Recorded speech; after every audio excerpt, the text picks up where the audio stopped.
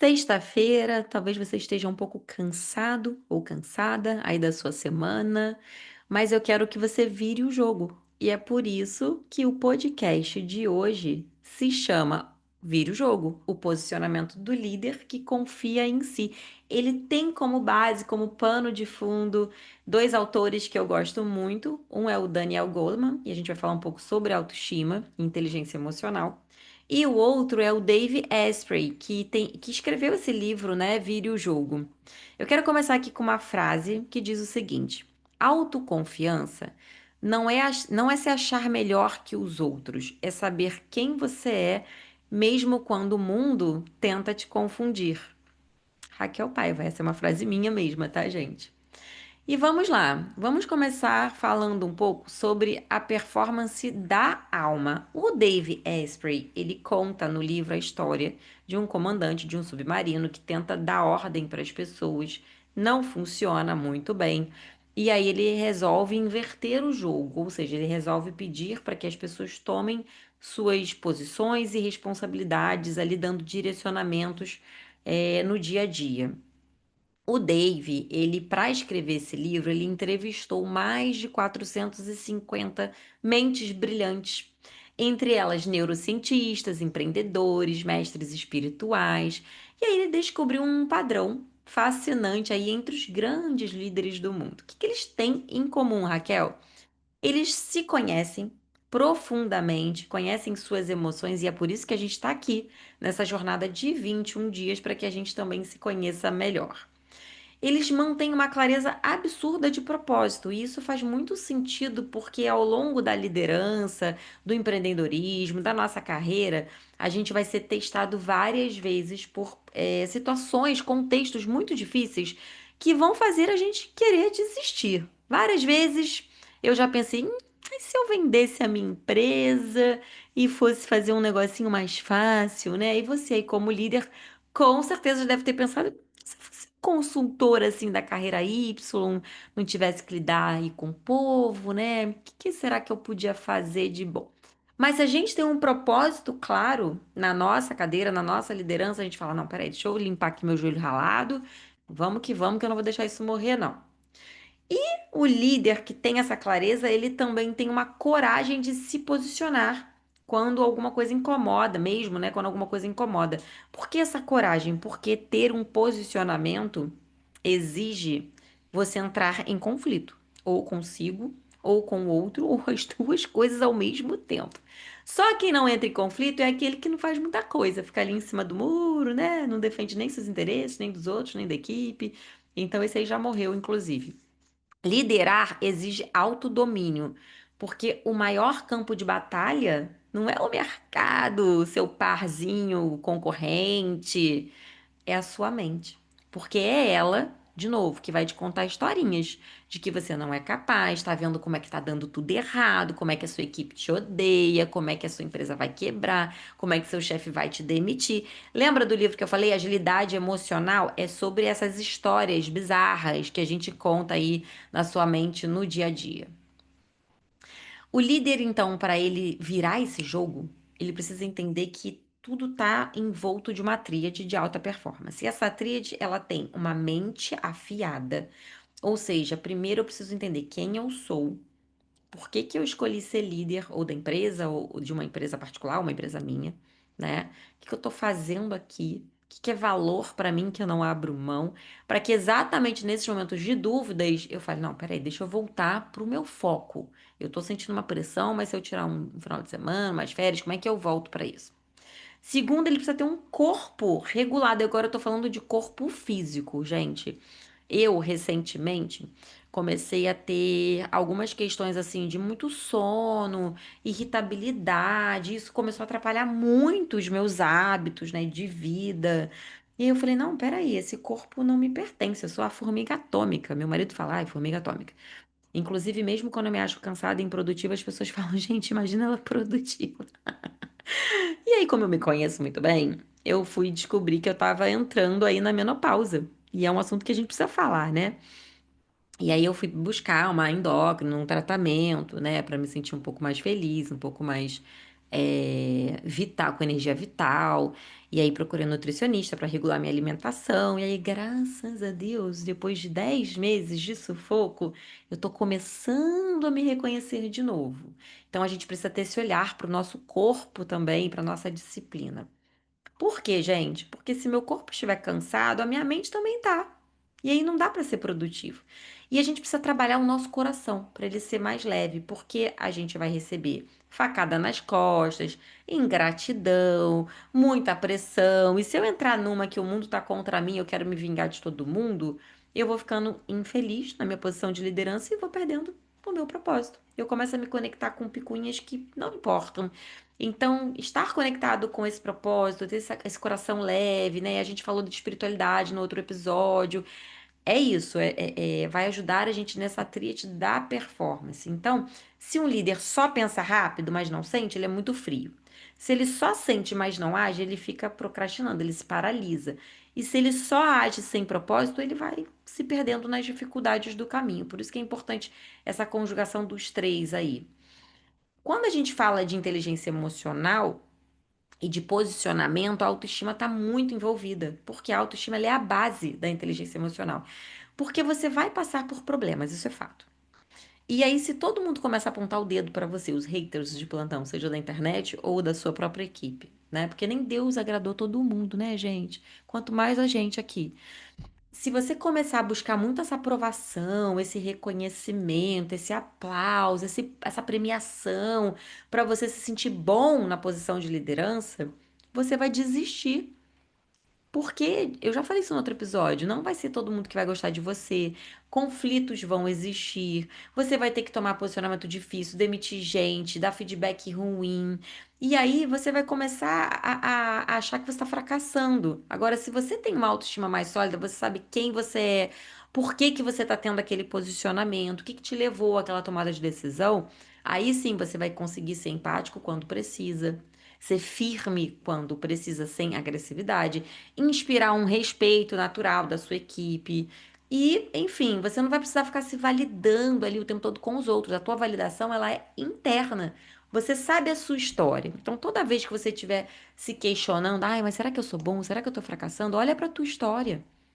Ontem eu falei para uma coach minha que a gente fez um assessment e aí deu que a autoavaliação dela era muito baixa, porque ela tinha uma régua muito alta.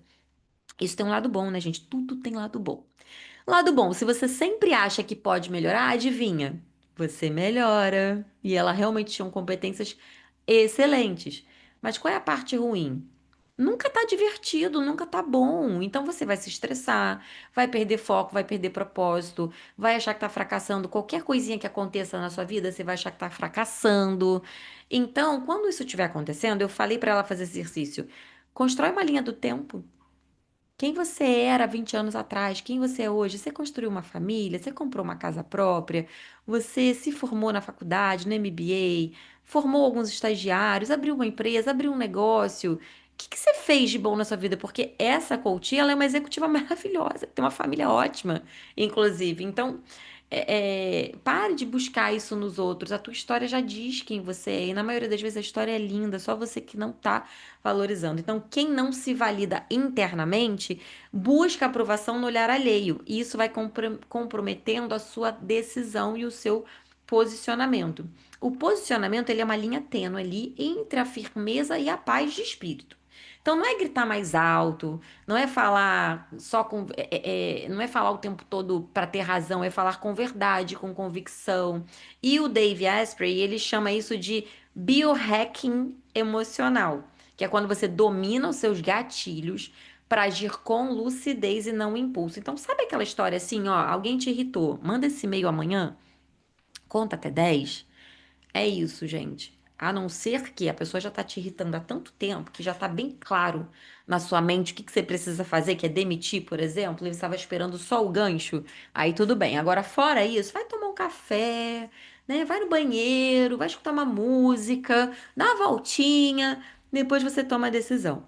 Porque senão a decisão vai ser ruim.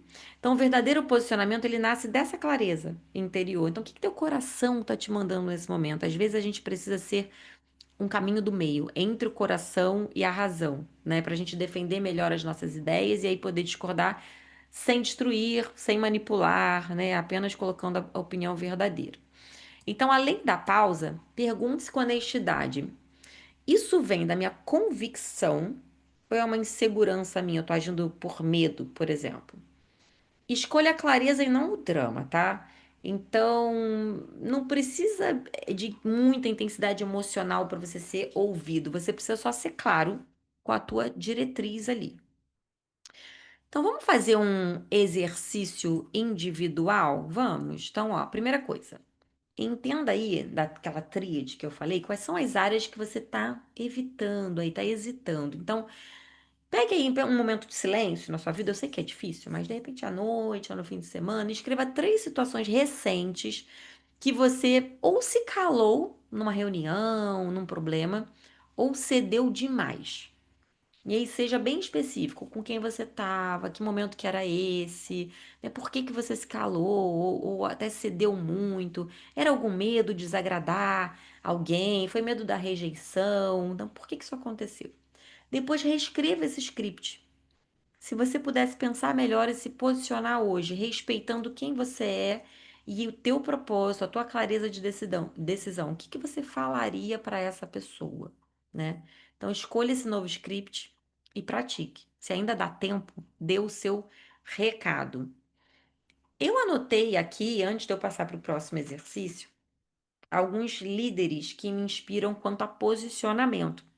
Eu fiz parte de um grupo durante muito tempo chamado BNI, que é um grupo de networking, e a diretora desse grupo, que é Elisa Santucci, que é uma advogada, né, ela tinha um posicionamento muito claro ali. O objetivo dela era promover o melhor networking possível entre os membros do grupo e assegurar que o investimento deles de tempo e dinheiro tivesse algum retorno para a equipe. E com isso, ela tinha que tomar decisões duras, dar uns feedbacks difíceis, né, cobrar alguns posicionamentos dos empresários. Aí você fala, mas Raquel não é empresário? Tudo adulto? Não, gente, a gente é bem infantil às vezes também. E Elisa tinha que cobrar. Muita gente entendia isso porque é mais maduro e falava, ai, tá bom, hoje não foi muito legal, mas ela tinha que fazer. Se fosse eu também, né, nessa cadeira. E tinha gente que ficava contra.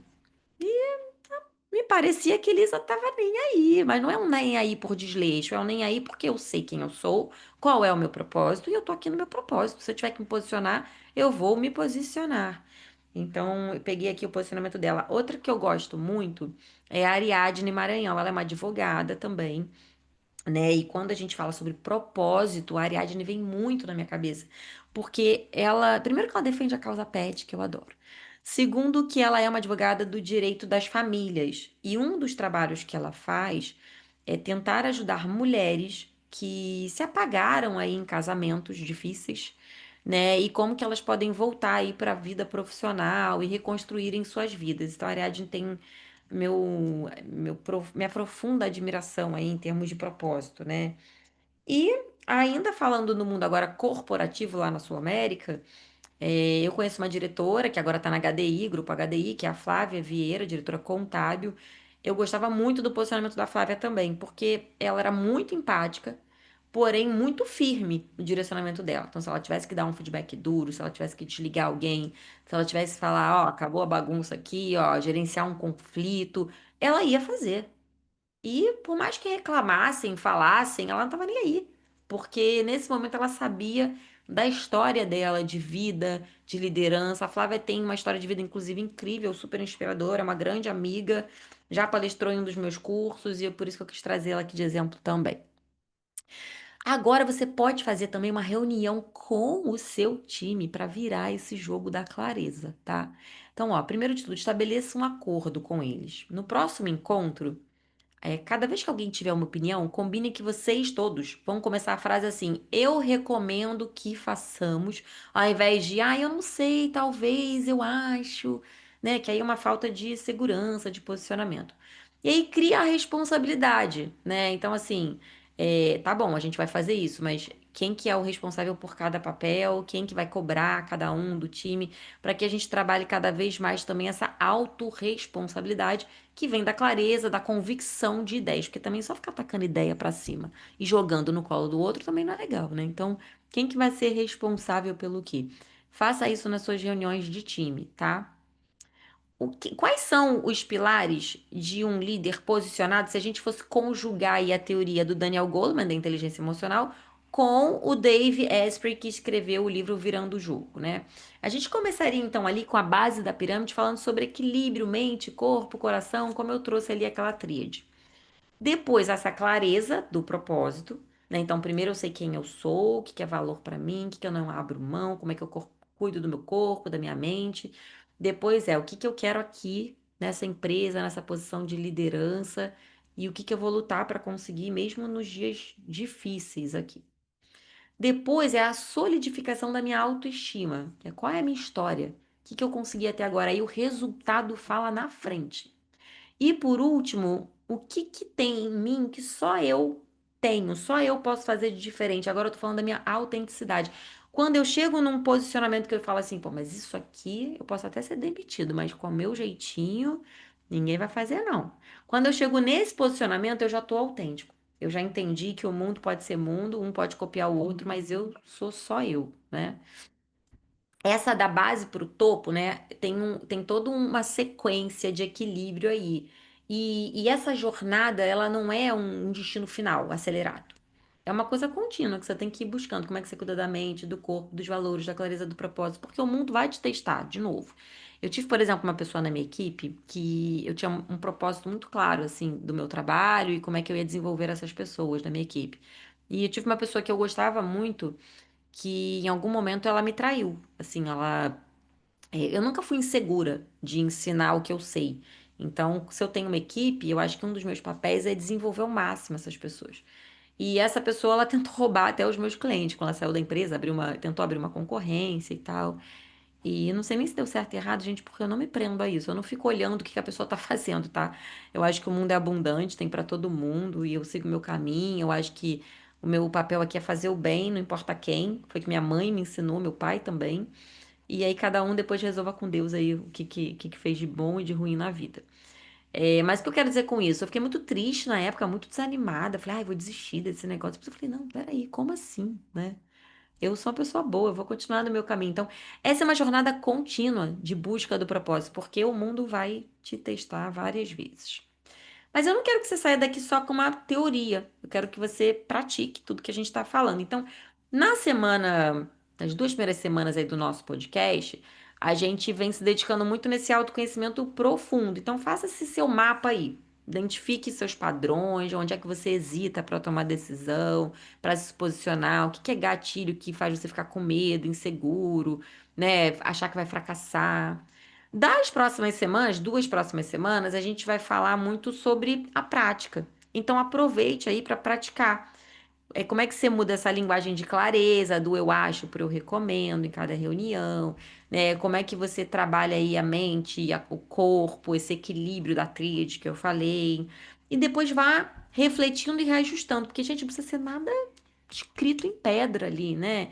Então, assim, quando é que eu agi com insegurança que eu posso melhorar? Quando que foi bom? Que reunião eu não faria mais? Que tipo de comunicação eu preciso mudar na minha vida? A gente tá aqui para aprender. Ninguém é perfeito aqui, né? O verdadeiro poder não está em controlar, mas em inspirar. Dave Asprey, do livro Virando o Jogo.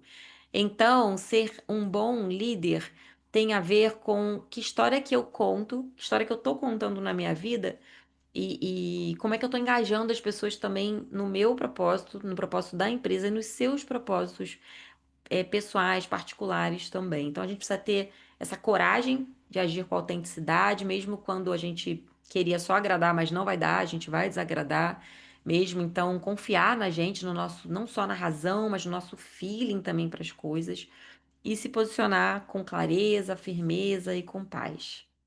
Meu nome é Raquel Paiva, eu sou mentora de líderes e de negócios.